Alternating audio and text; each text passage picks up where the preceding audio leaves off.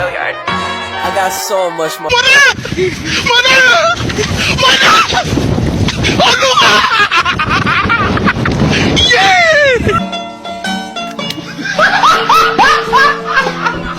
Are you ready, kids? Aye, aye, Captain! I can't hear you. Aye, aye, Captain! Oh!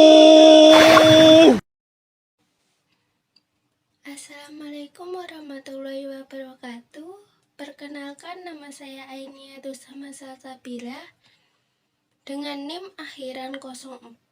Saya dari kelas biologi 2. Di sini saya akan menjelaskan tentang kelainan kromosom yang dapat disebabkan oleh mikrosefali. Kelainan kromosom yang disebabkan oleh mikrosefali. Mikrosefali biasanya terjadi saat bayi masih berada dalam kandungan atau beberapa tahun setelah kelahirannya. Pertanyaannya, apakah mikrosefali yang diidap bayi tersebut diakibatkan oleh kelainan kromosom? Kelainan kromosom benar disebabkan oleh mikrosefali, khususnya pada kromosom X.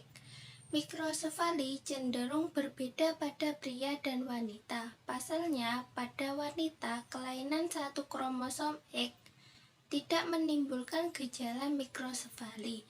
Ia hanya menjadi pembawa sifat atau penyakit yang biasanya disebut karier. Sedangkan pada pria, kelainan satu kromosom X bisa menyebabkan mikrosefali. Perlu diketahui bahwa manusia normalnya memiliki 23 pasang kromosom X dan Y. Bagaimana kelainan kromosom terjadi? Kelainan kromosom terjadi karena adanya kesalahan pada saat sel-sel calon bayi membelah yang disebut dengan mitosis dan meiosis.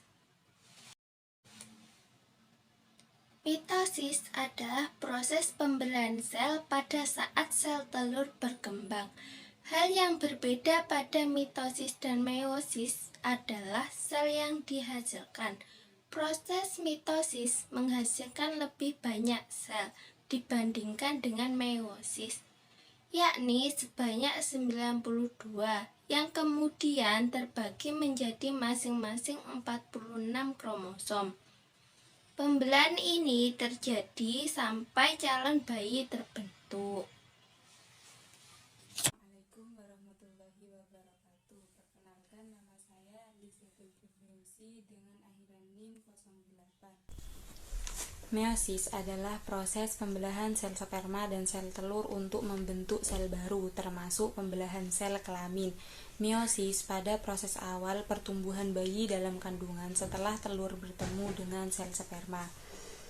Sel dari ibu nantinya menyumbang kromosom masing-masing yang berjumlah 23 sehingga total kromosom yang dimiliki bayi berjumlah 46. Namun saat meiosis tidak terjadi dengan benar, kromosom yang dimiliki bayi bisa memiliki jumlah kromosom lebih dari atau kurang dari normal.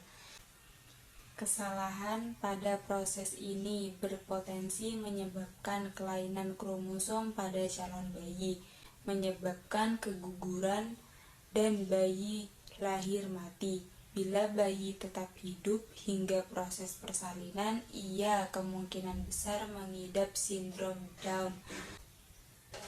Meiosis. Proses meiosis yang tidak berkembang dengan baik dapat menyebabkan kelainan pada kromosom dan genetik seperti trisomi atau kelainan kromosom seksual pada bayi.